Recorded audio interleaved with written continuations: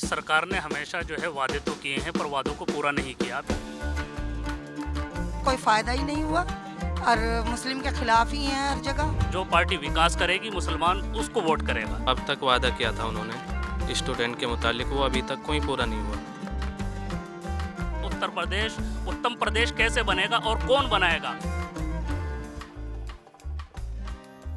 तस्वीर में जो आपको खूबसूरत इमारत दिखाई दे रही है उसका नाम शेखुल हिंद, हमारे जो फ्रीडम फाइटर थे उनके नाम पर रखा गया है। और वहां पर पढ़ाई लिखाई होती है, वो लाइब्रेरी है। लाइब्रेरी ये जिस जगह मौजूद है वो है दारुल उलूम की। दारुल उलूम देवबंद इलाके का, देवबंद के अंदर आता है, देवबंद विधानसभा सीट के तहत आता है। और तमाम इस समय जो हमारे साथ लोग मौजूद हैं वो यहीं से हैं, यहीं के लोग जुड़े हुए हैं। मुफ्ती साहब हमारे साथ, अरशद मुफ्ती साहब यहाँ मौजूद हैं और इनके साथ छात्र हैं, यहाँ पर काम करने वाले अलग अलग हिस्से में जो लोग हैं वो हमारे साथ मौजूद हैं। इनसे जानेंगे कि इस वक्त आखिर दारुल उलूम के इलाके में और या यूं कहें देवबंद के पूरे इलाके में क्या चल रहा है, खासकर मुस्लिमों के दिमाग में वो क्या सोच रहे हैं, कैसा चल रहा है। क्योंकि राजनीति का फैसला में बहुत बड़ा इस समय इनका एक से है, इनका एक वोट है, जिसकी वजह से यहाँ पर तमाम पॉलिटिकल पार्टियों की नजर भी पड़ी हुई है।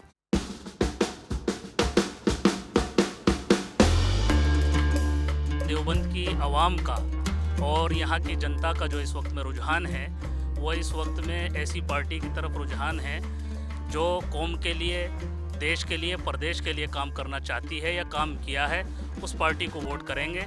आप देखेंगे कि ज़्यादातर मुसलमानों का इस वक्त में रुझान समाजवादी पार्टी की तरफ है, क्योंकि इस वक्त की मौजूदा सरकार से तमाम ही वर्ग के लोग परेशान हैं, चाहे वो हमारे स्टूडेंट हों, किसान हों, मज़दूर हों या बिजनेसमैन लोग हों। आम तौर पर तमाम ही तबकात, तमाम ही वर्ग इस सरकार से परेशान हैं और वो बदलाव चाहते हैं और वो ऐसी सरकार चाहते हैं जिससे मुल्क के अंदर रहने वालों का, प्रदेश के अंदर रहने वालों का फ़ायदा हो और यहाँ पर विकास हो। जो पार्टी विकास करेगी मुसलमान उसको वोट करेगा।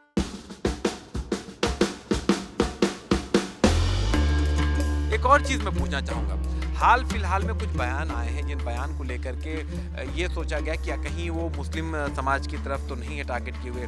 जैसे अभी जब काशी विश्वनाथ मंदिर कॉरिडोर का जब उद्घाटन हुआ तो औरंगजेब का जिक्र आया, औरंगजेब और शिवाजी का जिक्र आया। फिर एक बयान आता है जिसमें कहा जाता है कि टोपी वाले, फिर एक बयान आता है कि आतंकवादी, फिर एक बयान आता है कि लुंगी वाले। इस तरह के बयान आते हैं। और उसके पहले भी हमने देखा था शमशान और कब्रिस्तान की बातें हुई थी पिछले चुनाव में जब सब पूरा मामला बदल गया था। तो इन बयानों को इस वक्त देवबंद के लोग किस नज़रिए से देख रहे हैं? देखिए, देवबंद की जनता इन बयानों को जो इस वक्त में देख रही है कि मौजूदा सरकार ने जो नारा दिया था सबका साथ, सबका विकास, सबका विश्वास, वो नारे उसके विफल हो चुके हैं, नाकाम हैं। इन्होंने जिन नारों को लेकर सत्ता के अंदर ये आए थे वो तमाम ही नारे इनके नाकाम हो चुके हैं और अब इनको अपनी ज़मीन खिसकती हुई नज़र आ रही है, इनको कामयाबी नज़र नहीं आ रही है। और हमेशा बीजेपी का यही मुद्दा रहा है कि वो हिंदू और मुसलमानों को बांटकर और सत्ता का राज उसने किया है। मैं समझता हूं कि इस वक्त में इस तरीके के जो ये बातें कर रहे हैं, ये जो नारे दे रहे हैं, ये सिर्फ़ और सिर्फ जो है जहन को डिवाइड कर रहे हैं, हिंदू मुसलमान को आपस में बांटना चाहते हैं। लेकिन इस वक्त में मुल्क की जनता, प्रदेश की जनता समझदार हो चुकी है और वो इनके बहकाव में आएगी नहीं, हिंदू मुसलमानों के चक्कर में नहीं पड़ेगी। वो सिर्फ वो ये देखेगी कि इस वक्त में प्रदेश के अंदर विकास कौन करेगा और विकास जो है उत्तम प्रदेश कैसे बनेगा और कौन बनाएगा, उसकी तरफ जो है वो वोट करेंगे और इन तमाम चीज़ों को नज़रअंदाज करेंगे। आपको अगर मैं पूछूं तो मैंने राय ली कि जो बयान मैंने भी बताया, उन बयानों को लेकर के आपके मन में क्या सोच? हमारे मन में भी ये सोच है जो देश के लिए अच्छा काम करे, क्योंकि हमारे बुजुर्गों ने देश को आज़ादी दिलाने के लिए, सब कौमों को एक साथ जोड़ने के लिए काम किया था। आज अगर हम टूटने लगे तो कभी ना कभी हमारा देश ना टूट जाए। हम तो अपने देश को एक जगह मजबूत रखने की कोशिश करें।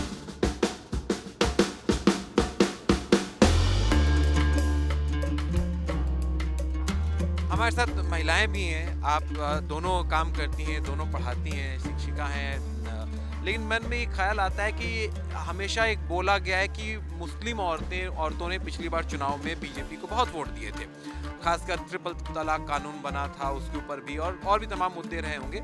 तो उनको बोला जाता है साइलेंट वोटर है, मुंह पर कुछ और बोल रही है लेकिन दिल में कुछ और होता है। तो आप बताइए कि दिल में क्या है? उसमें कुछ औरतें झूठी भी तो निकली थी, बुर्का पहनाए हुए थे। जो सही मज़हब को जानती हैं वो कभी भी इसके खिलाफ नहीं बोलेंगी। नहीं मैं पहले ये जानना चाहता हूँ कि जो पिछली बार हुआ था मुस्लिम औरतों ने जो वोट के परसेंटेज निकले उसमें बहुत ज़्यादा हद तक मुस्लिम औरतों ने बीजेपी को भी वोट दिया, ऐसे दावे भी किए गए। तो वो क्या इस बार भी लग रहा है कि मुस्लिम औरतें बीजेपी को वोट दे सकती हैं? उम्मीद तो यही थी पहले कि ये अच्छा काम करेगी, लेकिन अब वो किसी के दिल का हम क्या बता सकते हैं कि जब वो मुस्लिमों का कोई फ़ायदा ही नहीं हुआ और मुस्लिम के ख़िलाफ़ ही हैं हर जगह। मदरसों की तनख्वाहें रुकी हुई हैं, ये देखो 4 साल 8 महीने और 18 दिन से तनख्वाह नहीं मिली। ये बताइए, गुजर बसर भी मुश्किल है घर का। और वो सरकार रिलीज करती थी फंड, जी सरकार रिलीज़ करती थी, अभी योगी सरकार रिलीज नहीं की फंड। योगी तो कर रही है, वो मोदी अच्छा, सेंट्रल गवर्नमेंट से नहीं कर रही है। अच्छा। परेशानी तो बहुत ज़्यादा। ये जो फाइनेंशियल एक मुद्दा है, ये मुद्दा आपके लिए ज़्यादा इम्पोर्टेंट रहेगा इस बार चुनाव में, या फिर आपको लगता है कि ये मुद्दा इम्पोर्टेंट रहेगा कि जो धर्म के मुद्दे निकल कर आ रहे हैं वो?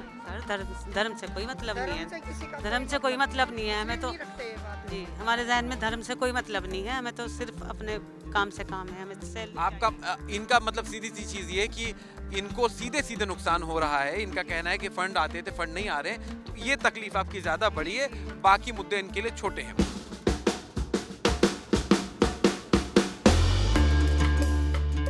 आप बताइए कि भाई स्टूडेंट के लिए बहुत तरह की चीज़ें निकलती रहती हैं, बहुत सारी चीज़ें होती हैं। सरकार भी कहती रही है कि भाई मॉडर्नाइजेशन ऑफ एजुकेशन हो, और मदरसों को लेके बहुत सारे कानून भी बने बीच में। योगी सरकार में भी आए, कुछ रूल्स आए, बाकी आए, उनको लेकर के क्या आपका कहना है? मेरा यही कहना है कि जो अब तक वादा किया था उन्होंने स्टूडेंट के मुतालिक, वो अभी तक कोई पूरा नहीं हुआ। क्या आपके यहाँ एजुकेशन सिस्टम मॉडर्न हुआ, कुछ मॉडर्नाइजेशन आए, जो बातें कही गई थी? नहीं, कुछ नहीं हुआ। कुछ नहीं हुआ। ये बताइए कि बीच में बहुत सारी बातें निकली कि मदरसों को मॉडर्नाइजेशन करा जाएगा, उनको स्कूल की तरह मान्यता दी जाएगी, और बाकी तरह की चीज़ें होंगी। उस चीज़ को लेकर के आपके यहाँ पे क्या सोच है अभी?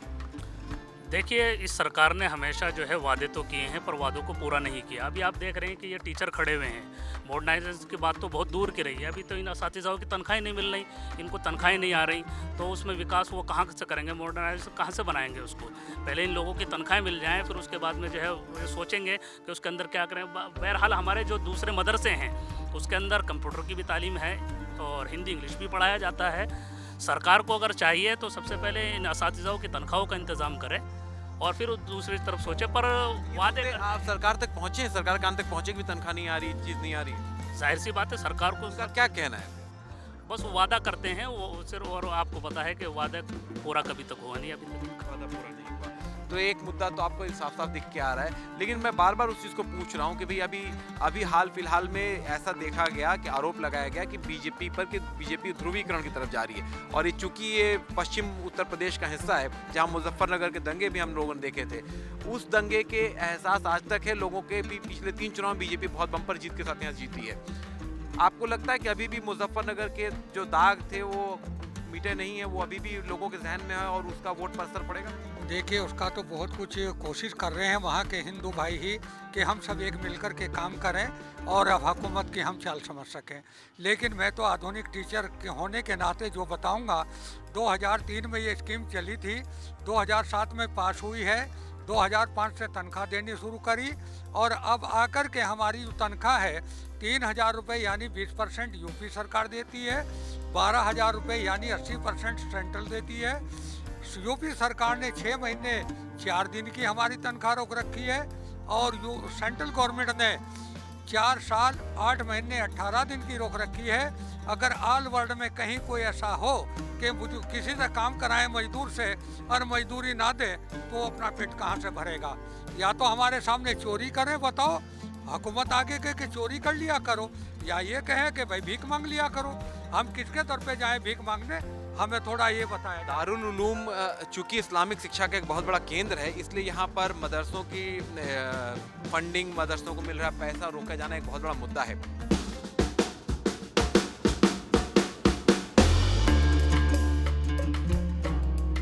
एक मुद्दा और है, क्या इस बार मुस्लिम वोट बढ़ जाएगा? क्यों ये सवाल पूछ रहा हूँ? क्योंकि ओवैसी साहब ने ऐलान किया है कि 100 सीटों के आसपास वो भी चुनाव लड़ेंगे, उनकी पार्टी भी अपने कैंडिडेट उतारेगी। और फिर दूसरी चीज़ ये है कि क्या मुसलमानों में भी बहुत सारे अलग अलग तबके हैं, तो क्या ये वोट तबकों के आधार पर या फिर ओवैसी की पार्टी के आधार पर पटेगा?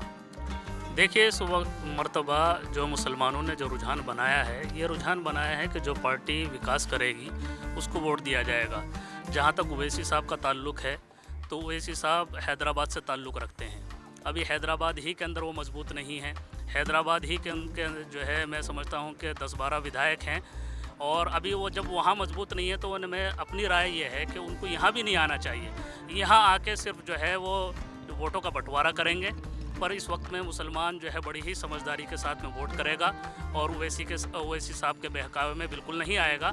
मैं समझता हूँ कि ओवैसी साहब जो कर रहे हैं वो ठीक नहीं कर रहे। मेरी अपनी ज़ाती राय है कि वो सिर्फ हैदराबाद में अपने आप को मजबूत करें। जब वो वहाँ मजबूत हो जाएँ उसके बाद में यहाँ आ जाए। बीजेपी को उसका फ़ायदा हो जाएगा। जाहिर सी बात है, वो अगर यहाँ आते हैं तो उसका फ़ायदा तो उनको पहुँचेगा। वो वोट काटेंगे तो उसका फ़ायदा सीधा सीधा पहुँचेगा। इसलिए हमारा मशवरा ओवैसी साहब को ये है कि वो हैदराबाद ही में रहकर मेहनत करें, वहाँ कामयाब हो जाएं हर तरीके से, तो फिर यहाँ आने की कोशिश करें। अगर मैं एक आखिर में आपसे सवाल पूछूं कि एक अंदाज़ा पूछूं कि चलिए एक अंदाज़ा लगाइए कि भाई इस बार 403 सीटें हैं कुल विधानसभा में। पिछली बार 312 सीटें बीजेपी ने जीत ली थी। अगर आपसे पूछूं कि भाई आप प्रेडिक्ट कीजिए कि कितनी सीटें आ सकती हैं इस बार बीजेपी की? देखिए, मुश्किल से मैं समझता हूँ कि 50-60 सीटें जो है बीजेपी इस मरतबा निकालेगी। वरना इस वक्त में समाजवादी का जो रुझान जो पूरे प्रदेश के अंदर लोगों की तरफ है, तो समाजवादी जो है बहुमत के साथ में अपनी सरकार बनाएगी। एक नैरेटिव बैठाया जा रहा है, बताया जाता है, अक्सर भाषणों में आता है कि भाई देखिए, समाजवादी जब आती है तो एक मुस्लिम तबके का एक ऐसा तबका जो कि डॉन की शक्ल में है वो आ जाता है सामने, और उसकी वजह से बहुत सोशल में सामाजिक तौर पर बहुत सारी गड़बड़ियाँ होती हैं। जो कहते हैं कि भाई देखो, लाल टोपी वाला अगर आ गया तो आतंकवादी छूट जाएंगे, ये कहा जाता है। इस चीज़ को आप कैसे देख रहे हैं? देखिए, तो उनकी अपनी सोच है, वरना समाजवादी जब इसमें कोई सच्चाई लगती, क्योंकि आपने इनकी पुरानी सरकारें भी देखी होंगी जिसमें समाजवादी की सरकार रही 2012 में 5 साल चली। देखिए, जब से माननीय श्री अखिलेश यादव जी मुख्यमंत्री बने थे पिछली सरकार में, आप पिछली सरकार का उनका इतिहास उठा के देखें, ना तो उनकी सरकार में कोई गुंडागर्दी हुई, ना गुंडों का ने सर उठाया। कानून व्यवस्था जो उनके दौर में थी, हम समझते हैं कि इस मरतबा अगर दोबारा मुख्यमंत्री बनेंगे तो कानून व्यवस्था भी दुरुस्त होगी और उत्तर प्रदेश जो है उत्तम प्रदेश बनेगा। आप देखेंगे कि नौजवानों के लिए, छात्रों के लिए जो उन्होंने काम किया है, हम सब समझते हैं कि दोबारा वो काम हो। मतलब आपका मानना है कि लॉ एंड ऑर्डर अखिलेश के वक्त ठीक था। आखिर में आपसे पूछ लूँ, क्योंकि आप महिला हैं, आपको भी अंदाजा होगा, लॉ एंड ऑर्डर पहले से अच्छा हुआ है कि बुरा हुआ? नहीं, पहले अच्छा था, अब तो इतना अच्छा नहीं है। पहले अच्छा था, अब नहीं है। अभी क्या आपको बदलाव दिखता है? बस सर, हम तो अपने लिए परेशान हैं और तो कुछ नहीं, और क्या कहेंगे। हम तो सैलरी के लिए इतने परेशान हैं। क्या चलिए, ठीक है, समझ में आ गया।